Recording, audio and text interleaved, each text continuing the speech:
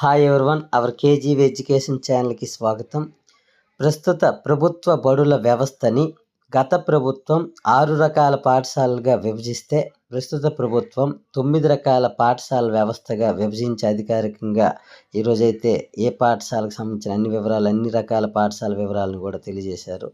మరి దీని వలన జరుగుతున్నటువంటి ప్రధానమైనటువంటి అంశం ఏంటంటే పోస్టులు అనేవి స్కూల్ అసిస్టెంట్లో కానీ ఎడ్జిట్లు కానీ మిగులుగా చూపించారు.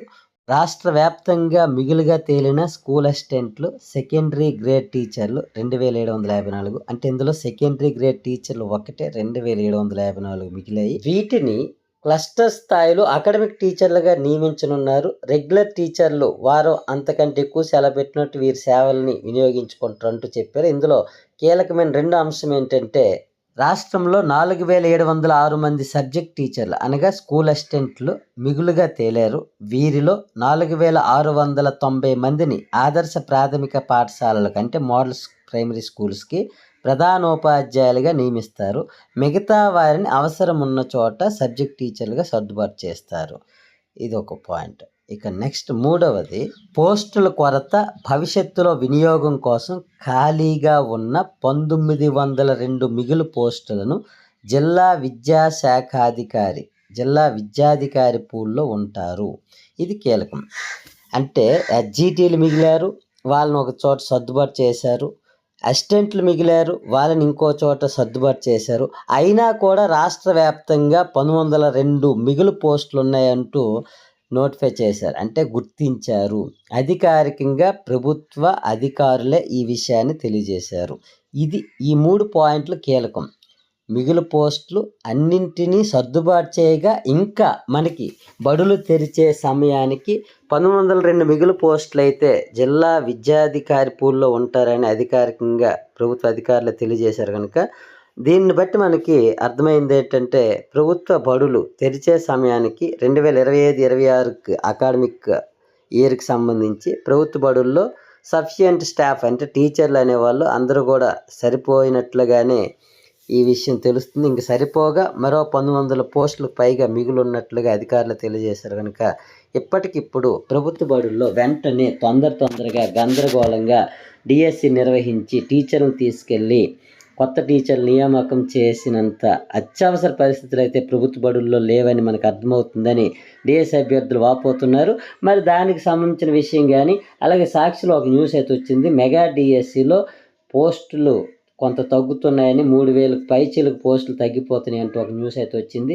ఈ రెండింటికి సంబంధించిన విషయాలు మనం డిస్కస్ చేసే ముందు ఇంతవరకు మన ఛానల్ ఎవరైనా సబ్స్క్రైబ్ చేసుకోకపోతే సబ్స్క్రైబ్ చేయండి, అలాగే లైక్ చేయండి, ఈ వీడియోని చూసి అందరికీ షేర్ చేయండి, అలాగే అందరి చేత మన ఛానల్ సబ్స్క్రైబ్ చేయించండి. అలాగే మీ అభిప్రాయాన్ని డిఎస్సికి సంబంధించినటువంటి సమయం కావాలని కానీ టెట్ కావాలనేటువంటి అభిప్రాయాన్ని సవివరంగా ఈ వీడియో కింద కామెంట్ రూపంలో తెలియజేయండి. అయితే విషయంలోకి వస్తే సాక్షి పేపర్లో మాత్రమే ఒక న్యూస్ వచ్చింది. డిఎస్సిలో 13,192 పోస్టులు అంటూ ఒక న్యూస్ ఇచ్చారు. గత నెలలో విడుదల చేసిన మెగా డిఎస్సి 2025 నోటిఫికేషన్లో 16,347 పోస్టులని పేర్కొన్న ప్రభుత్వం బోధనా సిబ్బంది పునర్విభజన తర్వాత ఆ సంఖ్యను భారీగా తగ్గించి చూపింది. అన్ని జిల్లాల్లో కలిపి 13,192 పోస్టులే గుర్తించినట్లు నోటిఫై చేసినట్లుగా స్పష్టం చేసింది. అంటే మిగతా 3,155 పోస్టులు లేనట్లేనని తెలుస్తోంది అంటూ ఒక న్యూస్ అయితే సాక్షిలో రాశారు. మరి దీనికి సంబంధించిన వార్త అయితే మిగతా ఆంధ్రజ్యోతిలో కానీ ఈనాడులో కానీ లేదు. సాక్షిలో అయితే ఇది వేశారు. దీనికి సంబంధించి అధికారికంగా ప్రభుత్వం అయితే తెలియజేయాలి. ఒకరు తగ్గితే ఏ జిల్లాల్లో తగ్గుతున్నాయి, ఏ జిల్లాల్లో ఏ పోస్టులు, స్కూల్ అసిస్టెంట్లు ఎన్ని తగ్గుతున్నాయి, ఎస్జిటీలు ఎన్ని తగ్గుతున్నాయి, లేదంటే మిగతా కేటగిరీలు ఏవి తగ్గుతున్నాయి అనే విషయం అనేది తెలియాల్సి ఉంది. దీనికి అధికారికంగా అయితే ప్రభుత్వం అయితే ఎక్కడ కూడా నోటిఫై చేయలేదు. అయితే ఈ విషయంపై ప్రభుత్వం నుంచి స్పష్టత రానంత వరకు ఎవరు భయపడాల్సిన అవసరం లేదు. నాకు తెలిసినంత వరకు తప్పనిసరిగా 16,347 పోస్టులతో తొలి సంతకంగా ప్రభుత్వం అయితే ప్రతిష్టాత్మకంగా తీసుకుంది. కనుక తప్పనిసరిగా ఆ పోస్టులు అయితే తగ్గే పరిస్థితి ఉండదు. మళ్ళీ వాటిని రీక్రియేట్ చేసైనా ఎక్కడైనా తగ్గితే వాటి ప్లేస్లో మళ్ళీ కొత్త పోస్టులు క్రియేట్ చేసైనా అవే పోస్టులు ఇచ్చే అవకాశాలు మెండుగా ఉంటాయి. దీన్ని మనం పెద్ద ఆందోళన చెందాల్సిన అవసరం అయితే లేదు. ఇక అన్ని పేపర్లో కూడా వచ్చినటువంటి ఒక న్యూస్ అయితే 9 రకాల ప్రభుత్వ బడుల వ్యవస్థ అన్ని పేపర్లో కూడా ఇది వచ్చింది. దీనివలన మిగులు పోస్టులు ఉన్నాయని వాటిని సర్దుబాటు చేశారంటూ చాలా వార్తలు అయితే వచ్చాయి. దీనికి సంబంధించిన వార్తలు ఇప్పుడు మనం ఒకసారి చూద్దాం. అయితే ఈనాడులో రాసినటువంటి ఈ విషయం చాలా కీలకమైనది. పాఠశాలల మార్పు, పోస్టుల హేతుబద్ధీకరణ కారణంగా చాలా టీచర్ పోస్టులు మిగులుగా తేలాయి. ఇది కీలకమైన అంశం. చాలా టీచర్ పోస్టులు అయితే ఆల్రెడీ మిగులుగా తేలాయి అని ఈనాడులో రాశారు. రాష్ట్ర వ్యాప్తంగా మిగులుగా తేలినటువంటి పోస్టుల్లో స్కూల్ అసిస్టెంట్లు అంటే ఎస్ఏలు, అలాగే సెకండరీ గేట్ టీచర్లు ఎస్జిటీలు ఉన్నాయన్నారు. అందులో ఎస్జిటీగా మిగిలినటువంటి పోస్టులు అయితే 2754 మందిని గుర్తించి వాళ్ళని క్లస్టర్ స్థాయిలో అకాడమిక్ టీచర్లుగా నియమించనున్నారని తెలియజేశారు. రెగ్యులర్ టీచర్లు ఎవరైనా వారము అంతకంటే ఎక్కువ రోజులు సెలవు పెట్టినప్పుడు వారి యొక్క స్థానంలో వీరి యొక్క సేవలను వినియోగించుకుంటారని తెలియజేశారు. అలాగే స్కూల్ అసిస్టెంట్లు కూడా రాష్ట్రంలో 4706 మంది టీచర్లు అనేవాళ్ళు మిగులుగా తేలారని కీలకంగా తెలియజేశారు. వీరిలో 4690 మందిని ఆదర్శ ప్రాథమిక పాఠశాలలకు హెచ్ఎంలుగా ప్రధానోపాధ్యాయులుగా నియమిస్తారని చెప్పారు. మిగతా వారిని అవసరం ఉన్న చోట సబ్జెక్ట్ టీచర్లుగా సర్దుబాటు చేసే అవకాశం ఉందనేసి తెలియజేశారు. మిగిలిన 517 స్కూల్ అసిస్టెంట్లను, 98 ఎస్జిటీలను ఆయా యాజమాన్యాల్లో అవసరమైన చోట సర్దుబాటు చేస్తారు. ప్రధానోపాధ్యాయులు 397, స్కూల్ అసిస్టెంట్లు 2709, ఎస్జిటి 122 పోస్టులు, మొత్తం 3228 పోస్టులను సృష్టించేందుకు డిఈఓ పూల్లోని 1311 మిగులుగా ఉన్న 3980 ఖాళీ పోస్టులను విలీనం చేశారు. ఇక్కడ కీలకం, అక్కడ కొత్త పోస్టులు సృష్టించడం కోసం కొన్ని పోస్టులు కూడా విలీనం చేయడం అనేది జరిగింది. అలాగే 779 ప్రాథమికోన్నత పాఠశాలను ఉన్నత పాఠశాలలుగా ఉన్నతీకరించారు. ఏదైనా ఇక్కడ కీలకమైన అంశం లాస్ట్లో చూస్తే ఇలా అన్ని రకాల సర్దుబాట్లు అన్నింటినీ పూర్తి చేస్తే చివరికి రాష్ట్ర వ్యాప్తంగా పోస్టులు అనేవి మిగిలినవి 1902 మిగులు పోస్టులను ఉన్నాయని తెలియజేస్తూ వాళ్ళందరూ కూడా డిఓ గారి పూల్లో ఉంటారని చెప్పడం అనేది కీలకమైన అంశం. అంటే ప్రస్తుతం జరుగుతున్నటువంటి 9 రకాల స్కూల్ బడుల యొక్క వ్యవస్థను తీసుకురావడం ద్వారా ఇప్పటి వరకు ఉన్నటువంటి ప్రస్తుత ఉపాధ్యాయులందరినీ అన్ని రకాలుగా సర్దుబాటు చేయగా మిగిలినటువంటి వాళ్ళు 1902 పోస్టులు ఉన్నాయన్నారు.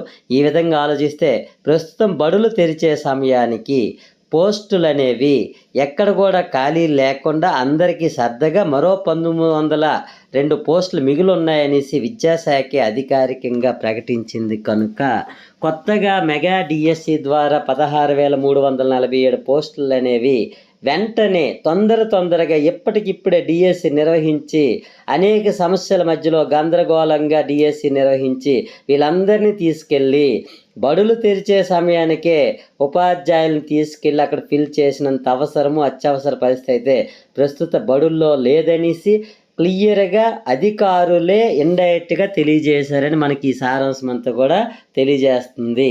ఇది కీలకమైన అంశం. ఇక్కడ ప్రభుత్వం కానీ ప్రభుత్వానికి అభ్యర్థులకు మధ్య జరుగుతున్నటువంటి కొన్ని సమస్యల పరిష్కారానికి కానీ ఇదే ఒక కొత్త మార్గాన్ని ఇస్తుంది. ఎందుకంటే వెంటనే బడులు తెరిచే సమయానికే డిఎస్సిని పూర్తి చేస్తాం, టీచర్లు తీసుకుంటాం, కొత్త వాళ్ళు నియమిస్తామని చెబుతున్న ప్రభుత్వానికి అంత అత్యవసర పరిస్థితి అయితే బడుల్లో లేదని క్లియర్గా కనిపిస్తుంది. కనుక ప్రభుత్వం తప్పనిసరిగా ఈ విషయం మీద పునరాలోచించాలి. ఎందుకంటే మెగా డిఎస్సి నోటిఫికేషన్ వచ్చినప్పటి నుంచి టెట్ కావాలంటూ లక్షలాది మంది అడగడం, మరో పక్క డిఎస్సి ప్రిపరేషన్ సమయం 90 రోజులు కావాలని అడుగుతుండడం, ఇంకో పక్క ఏజ్ రిలాక్సేషన్తో చాలామంది నష్టపోతున్నామని దాన్ని పెంచమని వేలాది మంది అడుగుతుండడం, ఇలాంటి అనేక సమస్యల చుట్టూ మెగా డిఎస్సి ముందుకు వెళ్తుంది. కనుక ఆ సమస్యలు పరిష్కరించడానికి ప్రభుత్వానికి అయితే ఒక అనుకూలమైన వాతావరణం ఏర్పడింది అనడంలో ఎటువంటి సందేహం లేదు. ఎందుకంటే ఇప్పటికిప్పుడు తొందరపడి ఏ పని అక్కడికి వెళ్ళకపోతే డిఎస్సిని పూర్తి చేయకపోతే వెంటనే ఏదో అయిపోతుంది అనేటటువంటి పరిస్థితి స్కూల్ బడుల్లో లేదు. కనుక కొంత సమయం తీసుకున్న పర్వాలేదనేసి అధికారికంగా ప్రభుత్వం ఇచ్చిన లెక్కల ప్రకారమే అన్నీ తేలుతున్నాయి. కనుక దీని ప్రకారం ఎవరైతే సమస్యల్లో చిక్కిపోయి లక్షలాది మంది తమ కష్టాలని, తన బాధల్ని, ఆవేదనలను తెలియజేయడం కోసం ధర్నాలు, నిరసనలు తెలియజేస్తున్నారో వాటి కోసం ప్రభుత్వం ఒక అత్యవసర స్థితిలో వెంటనే ఆ సమస్యలన్నింటి మీద ఒక కూలంకషమైన చర్చ జరిపి మెగా డిఎస్ అభ్యర్థులతో చర్చ జరిపి వాళ్ళ చుట్టూ ఉన్న సమస్యలన్నింటిని పరిష్కరించి ఆ లక్షలాది మందికి న్యాయం చేయాలని మెగా డిఎస్ అభ్యర్థులందరూ కోరుతున్నారు. ఎందుకంటే ఎలాంటి పరిస్థితుల్లో కూడా ఒక అభ్యర్థి కూడా నష్టం కలగకుండా ముందుకు వెళ్ళడమే ప్రభుత్వం పని కనుక అలాంటప్పుడు తొందరగా చేయాల్సిన పరిస్థితులు లేకపోయినా గందరగోళ పరిస్థితుల్లో ఒక పనిని పూర్తి చేసి లక్షలాది మందికి నష్టం కలిగే పని అది కూడా ప్రభుత్వం వైపు నుంచి జరగకూడదనేసి డిఎస్ అభ్యర్థులు అందరూ కూడా ఏకముక్త కంఠంతో తెలియజేస్తున్నారు. ఈ రకంగా మెగా డిఎస్సి చుట్టూ ఉన్నటువంటి సమస్యలన్నింటినీ క్లియర్ చేయడానికైతే ఒక అనుకూల వాతావరణం అయితే ఈ సమయంలో వచ్చిందనే అనుకోవచ్చు. కనుక ప్రభుత్వం పెద్ద మనసుతో పెద్దన్న పాత్రలో మెగా డిఎస్సి చుట్టూ ఉన్నటువంటి అనేక సమస్యలను వెంటనే పరిష్కరించి లక్షలాది మందికి మేలు చేయాలని డిఎస్సి అభ్యర్థులందరూ కూడా ముక్త కంఠంతో కోరుకుంటున్నారు. ప్రభుత్వం తప్పనిసరిగా మాకు న్యాయం చేయాలంటూ వారి యొక్క ఆవేదనని ఆందోళనని తెలియజేస్తున్నారు. ఏది ఏమైనప్పటికీ అందరికి మంచి జరగాలని మరొకసారి కోరుకుంటూ మరి ఈ వీడియో మీకు నచ్చినట్లయితే లైక్ చేయండి, అందరికి షేర్ చేయండి. అలాగే ఈ వీడియో కింద కామెంట్ చేయడం సవినయంగా కామెంట్ చేయడం మర్చిపోవద్దు. మీకు టెట్ కావాలని కానీ డిఎస్ సమయం పెంచాలని కానీ ఏజ్ రిలాక్సేషన్ మీద కానీ మీరు కామెంట్ చేయడం మర్చిపోవద్దు. అలాగే మీ ప్రిపరేషన్ కొనసాగిస్తూ వెళ్ళండి. ఎవరికైతే డిఎస్సిలో అప్లికేషన్ పెట్టి ఉన్నారో మీరైతే మీ ప్రిపరేషన్ కొనసాగించండి. ఈ వీడియోనే కాదు ఏ వీడియోలు కూడా చూస్తూ మీ సమయం వృధా చేసుకోకుండా మీ ప్రిపరేషన్ ముందుకు కొనసాగించండి. ఎవరికైతే అప్లికేషన్ అనేది పెట్టే అవకాశం లేకుండా ఉన్నారో అలాంటి వాళ్ళైతే మీ న్యాయబద్ధమైనటువంటి మీ హక్కులను కాపాడుకునేందుకు ధర్మబద్ధమైన మార్గంలో మీ సమస్యల పరిష్కారం కోసం మీ యొక్క పోరాటాన్ని ముందుకు కొనసాగించాలని కోరుకుంటూ అందరికి మంచి జరగాలని మరొకసారి కోరుకుంటూ అందరికీ థ్యాంక్ యూ.